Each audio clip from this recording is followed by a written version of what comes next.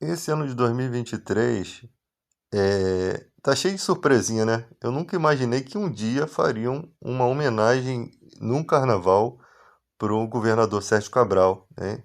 Que foi preso por corrupção. Agora, alguns dados me chamam a atenção. Estão dizendo que os processos do Sérgio Cabral, nenhum chegou a ser, está em trânsito julgado, ou seja, de fato considerado como um criminoso. Com certeza o Sérgio Cabral estava envolvido em tretas, então a gente tem que buscar informação do porquê esses processos não chegaram a transjulgado, tá? Por que ele ficou tanto tempo preso? Ele ficou, né? Ele ficou preso. Parece que estão colocando a situação do Sérgio Cabral semelhante à situação do Lula, tá? O do Lula é presunção de inocência, os processos do Lula, eles chegaram a um ponto em que eles tiveram que ser reiniciados para a correta vara onde deveria ser reiniciado o processo, ou seja, foi dada a oportunidade de se reiniciar o processo contra o presidente Lula. Só que parece que não, ou não foi do interesse deles continuar com isso, ou não haviam provas para ser apresentadas e dar continuidade nisso, tá? Então, por isso que criaram o termo descondenado, né? Que é uma palavra muito ridícula, hipócrita, porque se você não tem como chamar a pessoa de ladrão, você não pode chamar, porque se você chamar você vai preso, porque tem que comprovar, né? O ônus da prova é de quem acusa. Então, chamar o cara de ladrão e o cara não sendo, você vai preso. Isso em qualquer situação. É uma calúnia que você levanta. Então, eles inventaram a palavra descondenado porque eles não têm coragem de chamá-lo de ladrão. Tá? Geralmente, só o povo mesmo comum que chama de ladrão, assim, mas as pessoas da mídia, Jovem Pan, não vai chamar. Eles não são burro de ganhar processo nas costas. Então, nós temos que entender algumas situações, né? É lógico que a gente tem que ver a vida do Sérgio Cabral ser estudada como um todo, né? A gestão do Sérgio Cabral, o que, que o Sérgio Cabral fez de bom pelo Rio de Janeiro. Porque tem gente que fala assim, não importa o que fez. Mano, qualquer pessoa na condição de governador daquela época estaria sobre uma influência corrupta, tá? Então, é você ser apadrinhado para chegar aonde você chegou. Então, tipo assim, você não chega de um dia para o outro e se torna governador. Você tem pessoas que te cercam e possivelmente são as pessoas que foram, digo, abençoadas pelos recursos públicos enquanto existia a gestão do Cabral, como se fosse uma espécie de favor maçônico, né?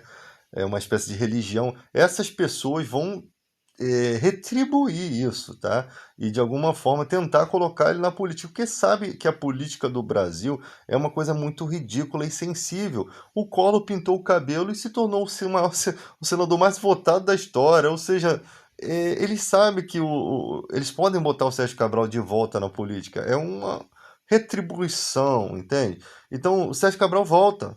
Porque muita gente não conhece a história do Sérgio Cabral. Nós estamos em uma era diferente, uma época em jovens que não conheceram a história do Cabral. Aí vem de novo aquela vinheta: a gente quer o melhor Sérgio Cabral, para ficar legal, a gente quer o melhor Sérgio Cabral, né? Então tem toda essa história que eles não conheceram. Os jovens eleitores, esse é o alvo, tá?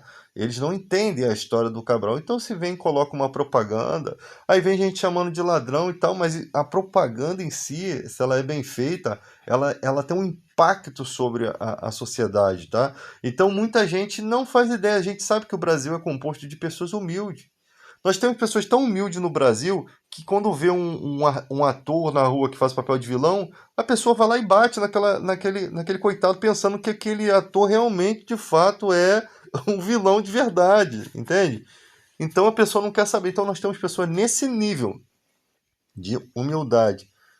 E sabendo disso, né, eles têm os seus alvos. Os alvos é conseguir colocar o cara de volta na política para que ele possa sobreviver, né, continuar vivendo bem às custas do dinheiro do povo. Né? Quem não quer sobreviver de recursos sem precisar trabalhar e apenas viver do diálogo? Né? Que é isso que o político faz, vive do diálogo. Tá?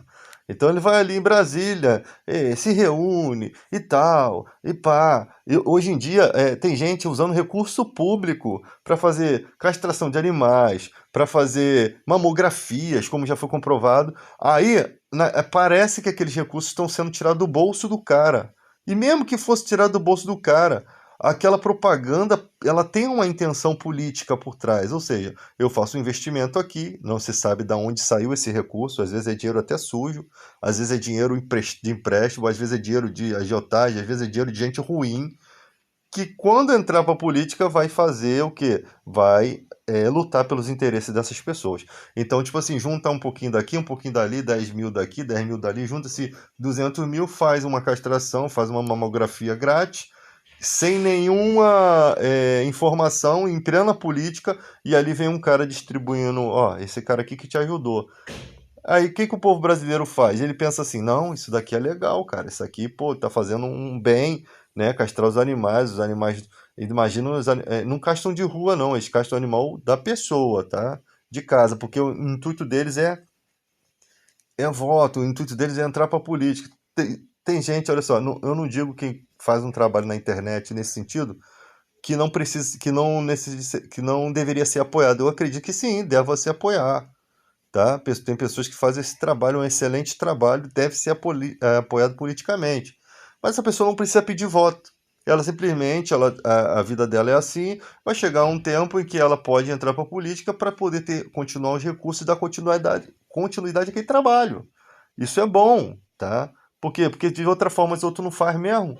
Você chega no veterinário público, um exemplo, eles só maqueiam que fazem alguma coisa pelo seu animal. Você chega com o animal lá caindo aos pedaços, o animal destruído por alguma doença, eles botam o animal no soro, botam uma vitamina, dá aquela levantada, uma falsa esperança, porque o veterinário sabe muito bem que sem medicamentos fortes, sem um tempo de internação, aquele bicho não vai sobreviver. Aí te dá uma falsa esperança, você leva o animal para casa feliz, olha, agora ele vai se recuperar. Ah, na sorte, às vezes o animal, pela genética dele, consegue se recuperar e sobreviver. Mas a maioria volta a ficar doente e morre. Por quê? Porque aquela bactéria vai ganhar resistência contra aquelas vitaminas, né? Contra aquilo tudo, e acaba que vai dizimar o animal novamente. E aí fica aquele jogo de sentimentalismo. Vai numa veterinária particular para tu ver, eles arrancam teu couro, eles aproveitam da sua situação de dificuldade de sentimental para tirar dinheiro de você. E aí você fica ali gastando dinheiro naquela esperança e você não tem certeza de que o animal vai ser salvo, tá?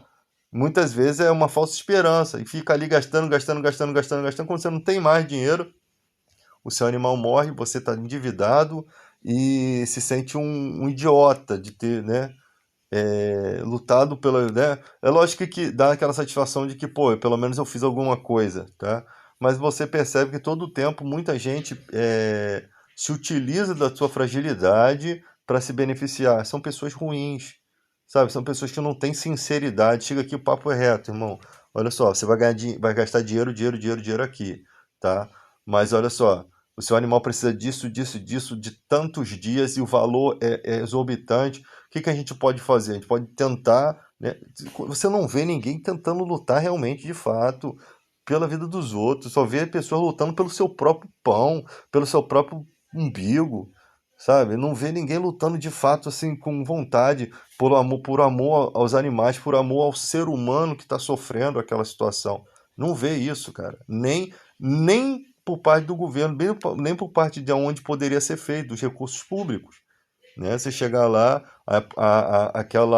aquela veterinária que está lá, ela sabe muito bem que ela pode te dar todo o suporte, ela sabe muito bem que, ó, teu animal precisa de um mês de internação aqui, os medicamentos vão ser custeados pelo SUS, né? Pelo Sistema Único de Saúde Veterinário, é um novo processo, né? Mas se não cuidam nem das pessoas, vão cuidar dos animais? É só você refletir. Se o ser humano não consegue ter esses cuidados, os animais vão ter? É só refletir. Agora, recursos faltam? Não. Pelo tempo que o Brasil tem, pelos impostos que nós pagamos, já teríamos que ter todas essas estruturas elas formadas, entende? Mas por que elas não se formam? Porque tem muita gente com interesse ruim no país. Eu falei nos outros vídeos, eu vou citar novamente, gosto de ser repetitivo nesse assunto. Foram disponibilizados 94 milhões para a saúde. Sabe quanto que eles, para educação e também uma boa parte para a saúde. Sabe quanto que eles gastaram? 0,24%. Por quê? Porque não existe um interesse verdadeiro de cuidar do país.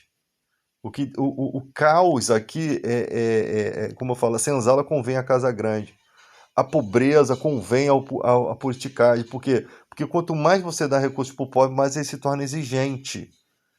E aí você percebe aonde chegam essas exigências.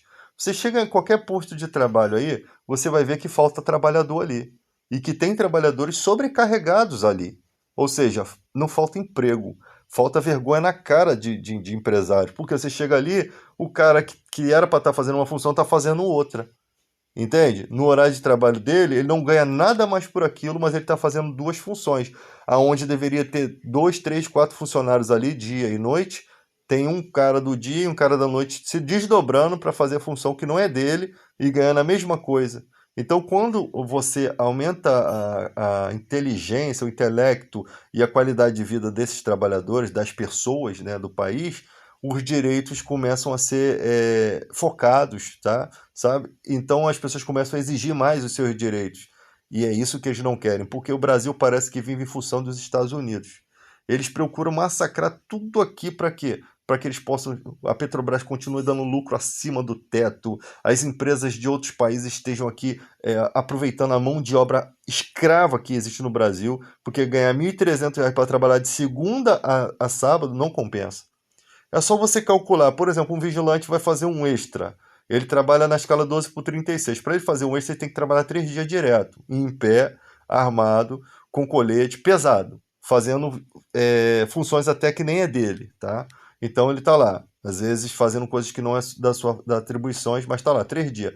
Nesse dia do meio, que ele era o dia da folga dele, que ele deixou de trabalhar, eles querem pagar R$ 120. O que eu faço com R$ 120? R$ 120 eu gastei quanto de passagem, eu gastei quanto de alimentação. Quando você vê, você trabalhou por R$ 80, R$ 70. Não compensa. Então, agora, se esse funcionário ganhasse R$ 300 por dia para fazer aquela função, eu duvido que a empresa ficaria desesperada atrás de pessoas. Eu tenho certeza que para o funcionário compensaria ele fazer aquele dia, porque a empresa vai ganhar esse valor. Ele vai te pagar 120, mas ela vai ganhar esse valor. Porque se ela deixou de botar outro profissional lá, ela tá ganhando em cima da tua desgraça, mano. Entende? Essa é a realidade. Os 300 que ela poderia te dar, ela não, que ela deveria dar para outro funcionário te cobrir, ela te dá 120 e lucra na tua desgraça. Ou seja, ainda muitas vezes quando você é novo na empresa, ainda exige, é uma coisa que chama-se constrangimento profissional. É quando o chefe, ele te ameaça, olha, cara, você tá novo na empresa, tá? Sabe, isso acontece. É por isso que quando o funcionário fica com 8, 9, 10 anos de casa, que ele não tem mais nada a perder, porque se quiser mandar embora tem os 40% sobre o FGTS, o cara começa a cagar, mano. Mano, não, lá atrás você não fez isso comigo, agora eu que não quero. É exatamente isso. Ele não quer o quê? Ele não quer fazer mais do que as suas obrigações. Entende? Ele não quer ajudar a empresa por conta disso, porque lá atrás ele foi massacrado. Lá atrás ele foi humilhado quando ele estava iniciando. Ou seja, eles acham que não existe uma troca justa entre o meu trabalho e aquilo que você me paga. Porque eu trabalho um mês para você poder me pagar. Então você não está fazendo favor nenhum para mim. E nem eu para você. Agora, o funcionário ainda tem que dividir a passagem, tá? A passagem com a empresa. Há situações que a passagem do funcionário é 120, só de desconto do funcionário é 100. Ou seja, o funcionário está pagando 20 prata, a empresa está pagando R$ 20 só de passagem para o cara. Isso não existe, tem que acabar isso. Porque se a empresa te contrata, ela tem que pagar o seu percurso de trabalho. Então, para você ver que as injustiças, cara, elas tomam conta. Aí, você tem, voltando ao assunto aqui do Sérgio Cabral, e pessoas que têm que entrar pra política, cara, são pessoas do povo, mano. São pessoas do povo. Que vai fazer realmente a diferença lá dentro. E pessoas que dão satisfação do seu voto. Por que você votou a favor da reforma da Previdência? Ah, por isso, isso, isso, isso. E tem que ser palavras claras, tá? Honesta, porque senão tu se lasca. Então, o Sérgio Cabral volta sem enredo aqui, tá? E é bom que a história, num contexto assim, é bom que a história é lembrada, tá? Vamos analisar essa história do Sérgio Cabral. Que ele merece voltar para a política, eu não considero que mereça, não. Agora, eu sei que ele recebeu uma punição que muita gente que está na política, que está nas empresas, não receberam nenhuma punição, enquanto ele, pelo menos, foi preso e pagou um pouco do que ele cometeu. Porque tem muita gente. Você imagina a estrutura que um governador pode dar na área médica. É só para você ter ideia. O vereador mais pé de chinelo que existir, ele dá uma ligada pro hospital e fala assim: eu tô precisando de uma cirurgia para fulano de tal. Do nada, o nego te encaixa na fila, na frente de todo mundo. Sabe? Por quê? Porque no sistema de saúde parece que fica segurando essas vagas para esse tipo de situação, de interesse. Porque quem é que quer ficar mal com o vereador? Todo mundo quer ficar assim com o homem, filho. Porque quando precisar de um favor também, o vereador vai também mover. É assim, cara. É na camaradagem. Isso é ridículo, tá? Essas influências são ridículas. Imagina o poder. Se um vereador pé de chinelo tem essa influência, imagina um governador. Então, essa é a questão. Então, o Brasil está longe de ser um país correto, transparente, mas ele está se encaminhando. Com o presidente Lula, o Lula ele não se submete aos caprichos americanos. Tu vê que o Lula tá cagando para os Estados Unidos, mano. Ele tá cagando, porque os nossos maiores parceiros comerciais são chineses, né? São os nossos parceiros comerciais podem ser os que nos cercam, né? A galera que nos cerca, os países que estão em torno do Brasil, que fazem fronteira com o Brasil, e o Lula está indo pelo caminho certo, criar uma moeda forte e já está sofrendo embargos. Tem gente que já não tá gostando disso. Criar um sistema forte como se fosse uma ONU, onde o Brasil estivesse no centro ali, no poder, né? E como um cara que deu o passo inicial. O Lula está fazendo uma coisa interessante. Por quê? Porque nós aqui temos estrutura muito boa para lidar entre nós mesmos. Nós temos floresta, nós podemos vender crédito de carbono, nós temos desenvolvimento científico nas florestas, nós estamos cuidando, já 90% dos garimpeiros já ralaram o peito lá da Amazônia e nunca foi feito dessa forma extraordinária. Nós temos que botar a Marinha para cuidar dos mares, o Exército para cuidar das matas e a Aeronáutica para cuidar do espaço aéreo. Porque se voa um avião com material do garimpo e desce ali, a responsabilidade tem que ser da Aeronáutica. Pelo menos eu acho que é dessa forma. Tá? Então a gente tem que ver por que as Forças Armadas não estão fazendo o seu papel, né? De proteger as nossas biodiversidades, tá? E permitindo com que o mercúrio tome conta dos leitos rios, mate os indígenas, porque o indígena só pode comer dali, ele não tem mercadinho, tá? Ele come da terra, então ele sabe que aquilo ali vai afetar os indígenas, eles querem exterminar, porque o índio parece ser um peso para eles. Na verdade, o indígena, ele traz o turismo. Muitas pessoas vêm de fora para conhecer a cultura indígena. Então, ali há dinheiro que não precisa você desmatar para isso. Mas quem quer roubar, quem quer enriquecer rápido, né? Quem quer dinheiro fácil só ir ali arrancar a madeira que você tem madeiras que poderiam ser arrancadas, porque são madeiras que elas são reflorestadas, né? Você vê lá no palito de picolé, madeira de reflorestamento. Então você vê que existem madeiras ali que você pode arrancar sem problema, que ela vai ser reflorestada em outro lugar. É como o crédito de carbono. O país lá polui, ele precisa poluir mais, então ele financia florestas em outros lugares para poder compensar a poluição. É nisso que o Brasil ganha, vendendo os créditos de carbono. Faz aqui a floresta aqui, essa daqui é em homenagem ao Japão. Essa daqui é exclusiva do Japão, essa o Japão está financiando. Então ele vai poluir lá e a gente cuida aqui. É um equilíbrio, tá? É um equilíbrio. E fora que a gente não sofre o impacto ambiental que eles vão sofrer lá, porque eles estão poluindo, o ar que eles estão respirando, o lixo lá, vai ser ruim para eles e bom para a gente, que a gente está preservando aqui, o nosso ar vai ficar melhor, nossas condições vão ficar melhor climáticas aqui. Então o equilíbrio nos favorece também. Aí você percebe, então a floresta em si, toda preservada, ela em âmbito internacional, o Brasil ganha moral. Na hora que for lá na palestra lá das questões do clima, o Brasil tem moral para dizer que faz, tem moral para cobrar, por quê? Porque faz. Então, tipo assim, não é só demagogia como eles fazem lá, fazem as reuniões, fica só no gogó. No Brasil não, aí o Brasil se torna o quê? um país admirável, um país admirado pelos outros países. Por quê? Porque toma iniciativa. Aí você vê o Lula falando na cara de todo mundo, isso. Nós não fizemos isso, falando coisas que nenhum presidente ali tem coragem de falar. Por quê? Porque o nosso presidente ganhou essa liberdade, a nossa democracia chegou a um ponto em que o nosso presidente ele não precisa fazer rodeio para falar, porque ele não teme a ninguém. Não tem ninguém ao redor dele que possa dizer, não, isso não, sabe? Não é como as democracias dos Estados Unidos, como as eleições lá, que não é o povo que bota o presidente, são os conglomerados de estados, os colegiados, não é o voto popular mesmo que bota o presidente. Aqui no Brasil é uma das maiores democracias, porque é o povo que coloca no poder, não tem esse clube da Luluzinha, não, que só entra mulher, não tem esse clube das titias ricas, não. Então, o Brasil é um exemplo de democracia. E estamos caminhando para melhoras. Quando nosso país está desenvolvendo coisas, nós temos aí uma grande obra da transposição do Rio São Francisco, que mostra realmente o interesse do Brasil em cuidar daqueles que não tinham nem água. Tá? Então, toda essa história, esses gatilhos são.